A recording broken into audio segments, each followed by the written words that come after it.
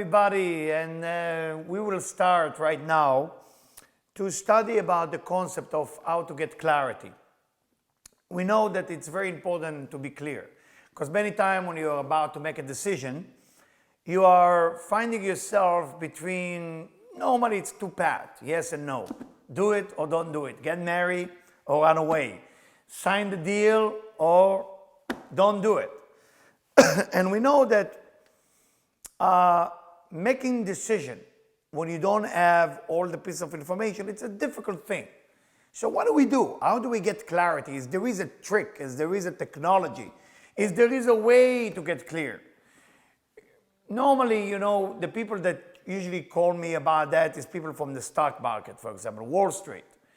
And the people of Wall Street always would like to know what's going to happen tomorrow.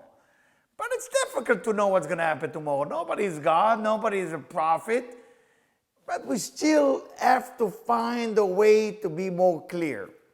Because think about it, when we talk about time, when we talk about the concept of time, can you see it right now, while I'm talking to you, that time is something that is moving in circle, like your watch, not like your kid's watch, which is numbers, like the old watch. And because it's moving in circle, it's repeat the same circle, because time relates to our planet moving around the sun, morning, night. So the future basically is that movement of the planet that about to happen. You can actually predict what's going to be there.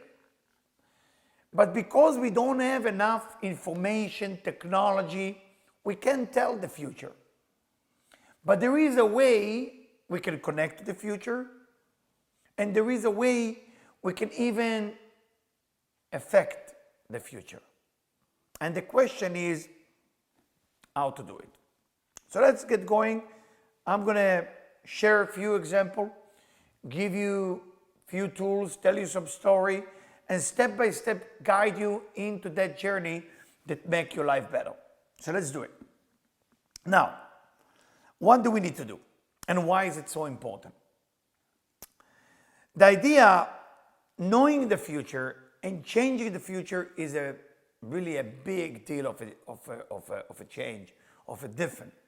Because when you know the future, it's almost like you know what's going to happen, but you can do nothing about it. Knowing the future and have the ability to change it before something bad will happen, or capture the moment of a good thing that's about to happen, that's basically create the most important change in a person's life.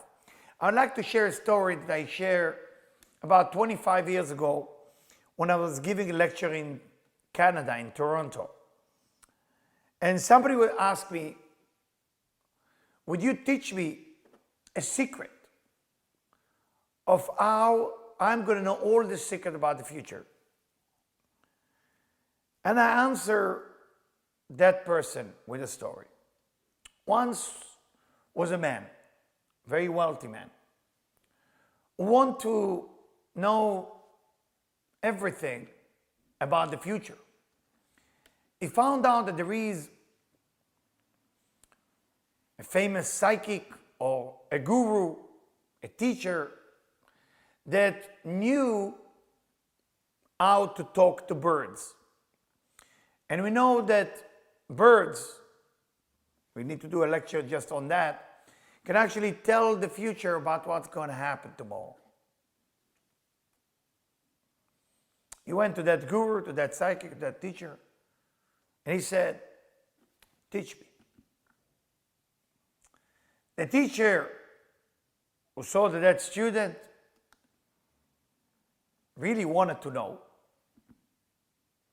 and he couldn't hold this temptation for knowing the future. And the teacher who knew the difference between knowing the future and changing the future told that rich student, I don't want to teach you. The student, who was a very rich man, offered a lot of gift. The teacher still refused. And the student kept going to the teacher for 1 year. Can you imagine? 1 year. After 1 year, the teacher realized he cannot get rid of that individual. He said, I will teach you, but you have to fast from morning to night 40 days. The student did it. Then he told him, well, now what you have to do is you have to be quiet for 3 days, don't talk to any human being. He did it. Then he said you have to feed the poor with a lot of money. He did it too. The teacher ran out of excuse. And after 2 years of negotiation, he sit with that student and he teach him the language of the birds. The student was so happy. He knew the future. He's about to go to work and he hear that little birds above his house saying, whoa, here come the man, meaning the student, that today they will break into his house. The student was so happy that he knew the language of the birds and he went back to the house, protect his house, and once the thief show up, he captured them and they took them to prison. The student was so happy that he knew the language of the birds. The next day, he's going to work again, another birds, and that bird say, whoa, here is a person, mean the student, that his house will be burned today, to ashes, to fire. Students say, okay. He went back, protect his house, and he found that somebody forget a little bit spark from a cigar or cigarette that he smoked, and the house almost went on fire, but he captured it on time. Wow. He prevented. Seemed like the student got the whole point of knowing the future. 2 weeks after, student is on a way to go to work. He see two ravens sitting on a tree. And they say, whoa, here is a person who's going to die in 30 days. The student didn't know what to do at that point. He started crying. He went back to his teacher, said, teacher, you teach me the language of the birds, you teach me the future. I prevent fire, I prevent stealing. What do I do now? The teacher answered with a sad face and said, well, if you allow the people to break into your house, or if you allow the fire to take your house, that will be instead of the angel of death want to take your life. My dear friend, this story is a very powerful story. There's a very big difference between knowing the future and changing the future. The question is, what do we need to do to have clarity? Knowing the future for the sake of changing it. That's what I want to teach you. Step by step, I'm going to take you on that journey, and we will find a way to have clarity, and we will find a way to make sure that our future become much better. Step number one. Step number one is, it's called lying. Most people lie to themselves, lie to others, lie to in their prey. Lying is this one thing that everybody is okay doing. People lying about their age. People lying about their weight. People even lying about their size of their clothes. Why is it? Where does it come from? What's the purpose of lying? Why is it so important for people to lie? Simply because people want to look good in the eyes of the other people. But think about it. The first lie, can you go back to it? The first lie. Did you ever lie? What did you feel? Fear, embarrassment, shame. We don't feel it anymore when we lie because we get used to it. The journey of clarity, the journey of knowing the future, changing the future, has to start within me. I have to start to be true to myself, then true to others, then true to whatever I want to be true to. But I cannot continue my life as a liar to myself. I have to look to myself in the eyes in the mirror and know who I am and know who I'm not. Some people are good in a certain thing, and some people are not good in a certain thing. That's how it works. There is nothing to be ashamed. Nothing to be ashamed. I see sometimes people who have a difficult time to say the word, I don't know. What's wrong with saying, I don't know? I remember many years ago, I was in South America, and there is a certain shame in South America for a person to say, I don't know. So I ask a person for a direction. Say, do you know how to get there? And I'm not holding it against South American. And he told me exactly how to get there. Then I asked another gentleman, do you know how to get there? And the other gentleman told me totally the other direction. Then I asked a third person, another direction. I had to buy a map. You know what happened in the end. There was no navigation system then. Why a person cannot say, I don't know? Why they have to lie? Because the shame of not knowing something make you feel small. When you need to lie, it's a protecting shield from not believing in yourself. You're lying to yourself. Don't worry about others. Worry about what you think of yourself. If you think that you're great, then what's the big deal that I don't know? If somebody today asks me, Eliyahu, do you know how to iron a shirt? I don't know how to iron a shirt. I tried. I took courses of that. I don't know how to, I don't get it. Once I do the sleeve, I lose the collar. Once I do the collar, I lose the shirt. I don't know how to do it. It doesn't work. I try it. I like to learn how to put the house in order. I don't know how to do it. You ask me how to cook, I'm the best. You put me in the kitchen, I know how to cook. I make a mess. I don't know how to clean the dishes very well, but I know how to cook. You need to be able to say, I don't know. Once you practice, once a day, I don't know, but mean it. Don't say, I don't know, because Eliyahu said to you now to say it. I don't know. I don't know how to do it. I just don't know. And don't be ashamed. Be proud of yourself that you're capable to tell the truth. Nothing is more powerful than telling the truth about yourself. You want clarity? You want to affect the future? You want to know the future? Be able to be true to yourself. Be able to be honest with yourself. This is the most beautiful thing. You will live a great life. You will go to a store. If they ask you what size are you, you're not going to say 34 if you're 36. You're not going to say 36 if you're 42. And then you're going to say, hey, something's wrong with your clothes here. And then you get into a fight and anger. Why all this lie? Why not to offer the truth right away?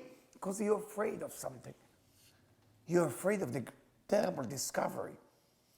So because you're judging yourself so bad, because maybe you don't like yourself, there's no flow of energy. The information that's coming from all the universe, from the minerals, from the trees, from the animals, from the beauty of this universe cannot come to you. You want to know what's going to happen in the stock? You will not be able to connect or change or affect anything because you live in lies. So you want to live in a way that you interconnect everything together, no problem. Tell the truth to yourself. You're about to lie because somebody captured you in lie, and you have to lie, then be quiet. Be quiet. Sometimes you have to make white lie, but don't use it as an excuse to lie all the time. There is a time that somebody will try to lose weight, but they're just gaining weight, and they keep asking you, what do you think? Am I look better? They're offering the answer within the question. Then you have to be polite, but that's not what I'm talking about. I'm talking about like, how do you treat yourself? Those of you ever read the 12-step program for overcome addiction? The first thing is to admit. You have to admit that you have an addiction. Or if you go to hospital, there is admission. You admit yourself to the hospital because you're sick. If you don't admit that you're sick, how are you going to change it? If you don't admit to yourself what's the truth and what's not the truth, how would you change? How would you overcome something in your life? How would you be able to make a difference? So remember, my dear friend, your life is in your hand. You're holding it. It's all yours. But if you continue lying, then it's never going to end. Never going to end. The idea is, where do you start? With the truth. Where do you start with stop lying? You start by looking inside and make a list and ask yourself, who am I? Who am I? When nobody's in the room, alone. I normally do it with the mirror. I look at the mirror and say, who are you, Eliyahu? I look. It's the mirror, I look. I said, who are you? And then I start talking to myself. And it's a beautiful conversation that you can have with yourself, the true conversation. Your husband is not there, your wife is not there, your kids is not there, your friend is not there, nobody's there. Nobody listen. It's between you and yourself. Be honest. Who are you? And then step by step, you get into a point that you start telling the truth. People asked me 3 weeks ago, I had a lady from she lived in Italy, in Rome. And she asked me, what do I think about the power of confession? And I said, confession is a wonderful thing because it's telling the truth. Whatever you do confession in a booth, whatever you do confession in a bar, whatever you confession when you're sitting, lying in bed with your wife or your husband and you talk, it doesn't really matter. Confession is telling the truth. When you're telling the truth, you are the strongest person in the room. Nothing is more powerful. I'm not talking about telling the truth to somebody else, telling the truth about yourself. So when you go, somebody come to you and look at you and say to you, hey, you did something wrong. You're not afraid of that person. You're the strongest person in the room because you know who you are. And because you know who you are, you can walk around, you know exactly what you're made from, who you are, what you're capable of doing, what you're not capable of doing. And because of that, the information of the future and changing the future, the key for that is in your hand now. You can do whatever you want with your life. Think about it, how powerful it is to tell the truth to yourself and to stop lying to yourself. If there is one step, and the first step I would like to share with every person that I teach, is that will be the first step. Be honest to yourself. Be true to yourself. Anything that works. And yes, confession is good. Choose a friend. It doesn't have to be a rabbi or a priest. Choose somebody that you talk to and go to them and say, listen, I want to make a confession. I did something wrong. Why? Because you tell the truth and you go ahead and there is a certain conversation, and through that you remember who you are. That's step number one. Step number two, again, what I'm doing today, I'm telling you the thing that you shouldn't be doing. and the thing that you should be doing. Okay? So I'm giving you like both things on the level on how to get to clarity and how to be able to change your future. The second thing is, I was invited to in a party, and it was very beautiful party. It was a clown in the party, it was a magician, and it was somebody who was like a stand-up comedian. And I really enjoyed the magician. He did some trick with the card that I found it on the ceiling. The next one was the stand-up comedian. I'm not sure I got the old jokes, but it was funny, the part that I got. And of course, the entertainment from all those people were just amazing.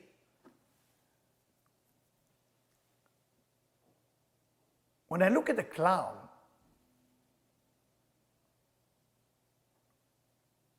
looks sad. Why is the clown sad? And what is the difference between a clown and somebody who makes people happy, if there is any difference? I would like to touch on that today. The difference between somebody that is purpose to make people happy to a person that want to become a clown is a very big difference. Because the clown is just busy being a clown so he can get the attention from people. So anybody who works in the entertainment industry is considered a clown. It's a job of a clown. In the old days, 2,000 years ago, in Rome, for example, talking about Roma, it was a clown, a job of a clown. You make people happy. But unfortunately, many times when you're busy making people happy, you fall into the idea of you want people to make you happy. Meaning you're creating a show and you want the people to like you. When you act like that, you disconnect yourself for the flow of energy of information, and then you can't tell the future. And also, it can affect your life. It can affect the future. And because of that, you no longer can change your life. So now, example, secretary, take beautiful cup of coffee. They go to the boss, they bring the coffee, a glass of water, and now they try to impress the boss with beautiful jug, coffee, nice cup. All these considered in the same level of clown, meaning I want to give you so I can take your life, I can take your energy. You can call it pleasing if you want. That's the second level of what can destroy your ability to connect to the information that flow around you so you know the future and you can affect the future. Now, what will be the opposite of clown? Making people happy. There is a stand-up comedian that makes people happy, and there is a stand-up comedian that want the people to approve of the joke that they told. Can you tell the difference? Very difficult, almost impossible. Actually, the good one is the one that sucks the energy from people. They will do everything on the stage to get whatever they can take from the people. So when they actually go to that show, he will be drained because the person who's on stage with a microphone, who's holding the microphone and tell a joke, right? 3 people sitting on a bar. He's actually now in front of 1,000 people, and he needs to take energy from those 1,000 human beings, and then he go home. And what happened to him? He get depressed or he kill himself. How can that be? That the clown, the funny guy that make all of us happy, kill himself. What happened? Well, think about it like that. If I take a cup and I'm going to fill up the cup way more than the cup can handle, the cup will explode. You cannot just think how to receive from the universe. You have to think how to give. If you want to connect to the information of the future, of where our planet is going, what's going to happen in 2 years, am I in the right marriage? Am I in the right business deal? Am I in the right home? Am I on the right direction? If you want to go to that level, you got to change. You have to change. Do not expect change in your life if you don't want to change your internal aspect of who you are, your core. Your core is the most important. And think about it. Who are you again? Are you making people happy? Or you want people to make you happy? Ask yourself this question. Whatever you are, a woman or a man, it doesn't matter. Are you dressing sexy to get the attention for people? Or are you dressing beautiful to make the universe a better place to be? Are you smiling because you want attention? Or are you smiling to make another human being smile? The difference between a clown to a happy person is a huge difference. And because of that, each and every one of us, if you want to have clarity in your life, if you want to overcome the negativity that's bothering you, not to know what's happening in the stock market, in your marriage, in your health, you must go out there, make people happy. But don't look for the attention back. Don't please people. Give to people. Many people go to the poor and they give them a sandwich. Oh, let me give you something. Very nice. You give. That's amazing. But I want the poor man to be happy with me. So who give who? I give to the poor man, or the poor man give me the smile that I needed. That's where the all different happen. So again, it's stage number 2. You want to get to that level of knowing the future and changing it, happiness instead of being a clown. Now,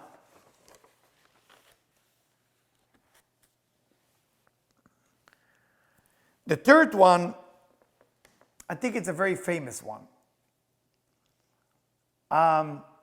Unfortunately, we can't live without it.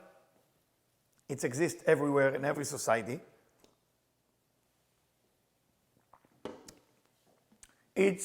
We love to speak bad behind people's back. It's fashion. They can't help it. We're gossiping. All day long, we're gossiping. We talk bad, we talk bad, we talk bad. We talk bad, we talk bad, we talk bad. Now, this tongue, right here, the tongue, okay, is the one thing that makes us different than the entire creation. And we have to be proud of that. The ability to speak is what makes us a human being. We are the most powerful human being as we speak. Actually, you can tell a lot about people how they speak. You can tell about a person how they speak. If you're going on a date and you want to know more about the person that you are going on a date with, be quiet a little bit. Let them speak. Whatever they're going to say, that's who they are. And trust me on that. Now, what's the worst thing you can do with your tongue? Speaking bad or gossiping bad stuff about another human being. Example. Let's say a brother and a sister. It's a true story, happened many years ago. The brother gave $100,000 to the sister. The sister took the $100,000 because she needed to open a business. Then she told the brother she will give it to him when she can. She come back, she asked him for another $100,000. This time the brother kind of said, what happened to the other 100? So, well, I need money, it didn't work out. We need it, we're opening a restaurant. So, okay, so let's make a contract that you give it to me back. They make a contract, she give it to him back. She didn't give it to him back, so he gave the money he started getting angry. 3 years later, no money, they fighting, they not talking. He's telling the whole village about what's wrong with his sister. She owed him $300,000. Everything that he say is true. He never lied. Gossiping or speaking bad about someone, it's when it's the truth. You're not lying. But you're doing it because you want more people to hate your enemy. Meaning there is somebody that you don't like, and because you don't like someone, you want more people not to like that person. And when you get into a point that you want more people not to like that individual, that's considered speaking bad behind their back. This is considered the wall between you and the information. Meaning, if there is a chance that a piece of information will come to you today, because you gossip, because you speak so bad, you are blocking that piece of information to come into your mind, to come into your ears, to come into your soul, to come to your Facebook, to your Twitter, to your messages. And because of that, you will not be able to know the future. Of course, you will not be able even to change it. More than that, your ability to sell, to speak, to make yourself clear with people is gone. Gone. Nobody even know what you're talking about. Why? Because what is the strongest power of a human being? The tongue. The ability to speak. That's what makes us the most powerful creature. Yes, some people say the ability to think. Think, talk, do. Everybody can think, everybody can do. Not a lot of people can talk. So before you're opening your mouth, ask yourself, why am I saying it? What is the benefit of talking about my sister bad? Is it because she did something wrong and I want everybody to know? Or is it because I want to protect somebody else that she might steal from them $300,000 as well? What is exactly the reason for why am I doing it? And if the reason is really to protect other people, then could be you need to say something. So sometimes you have to say negative thing. Sometimes you have to do it. Why? Because it's to prevent people from getting hurt. It's to prevent people from their money will be steal. That's allowed. But if the only reason you want to speak bad about people is because you want more friends, more people to be with you against your enemy, this you can do, my friend. Why? Because that's preventing the information that comes from this awesome universe to come into you, so you will be able to tell the future, you will be able to be clear, you will be able to change your life and change your future. Think about it, how important it is. Now, what can you do with words then? Words are meant to give you the power to speak good. People who have capability to speak good about something that they don't like, meaning let's say you have enemy and you're able to find something good about them and you're able to tell it to other people, that by itself, automatically you start receiving information, clear information about the future, and you receive power and ability to start changing your life, changing the future. Can you do that? That's the question. Can you actually go and talk about that sister who took $300,000 from you and find one good thing about her? One good thing. Once you find this one good thing, your power is back. Your power is back. And you can tell the future. You can tell what to do. I'm not talking about, again, just morality change. I'm talking about secret weapon of changing your life in a way that is just unbelievable. I'm going to give you now the next tool.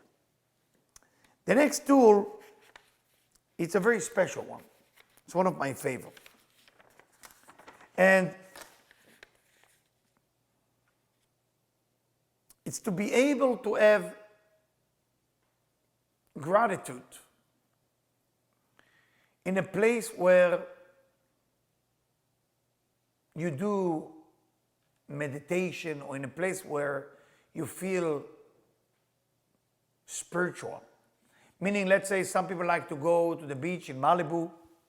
A lot of my friends meditate on the mountain in Malibu. When you sit there, many people just go and sit, and there is no respect to the place. There is just no awareness of what's going on. People take a hike, right?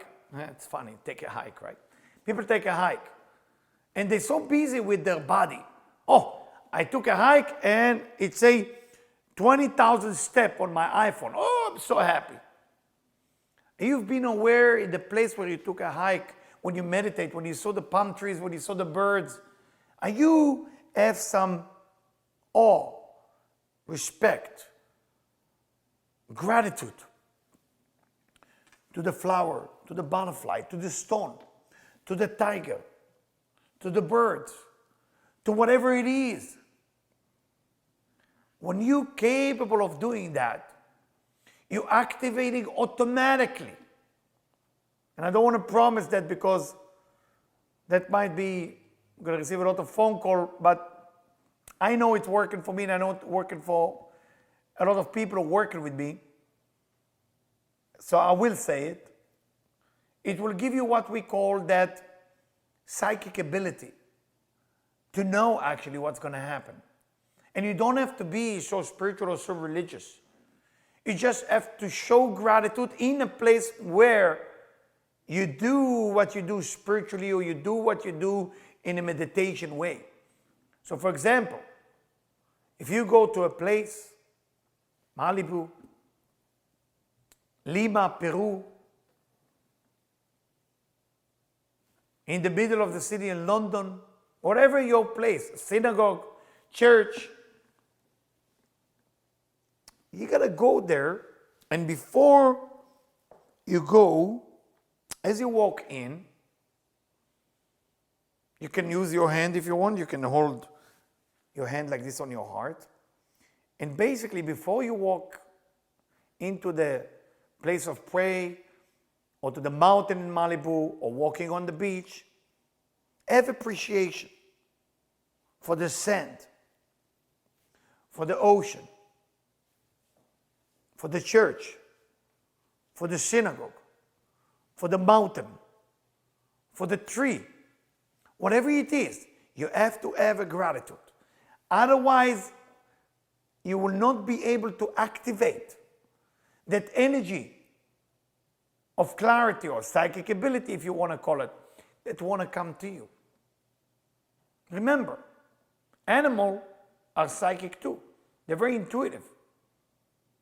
We can be more than the animal, because knowing the future can be a reflex.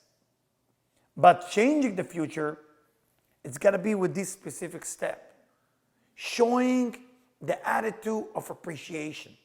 You walk into a place where there is something spiritual going on, or wherever there is something with meditation, don't just walk in. You go into yoga, for example. Yoga is a wonderful example.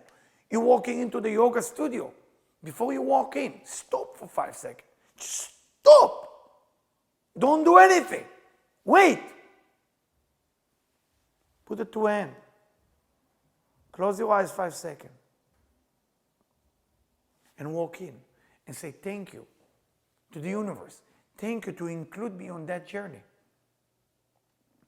Everything that has to do with something that opening your soul, opening your mind, opening your eyes, opening your ability, show gratitude just before you walk in, and then the clarity will be unbelievable. We will talk next time more about angels. Till then, thank you.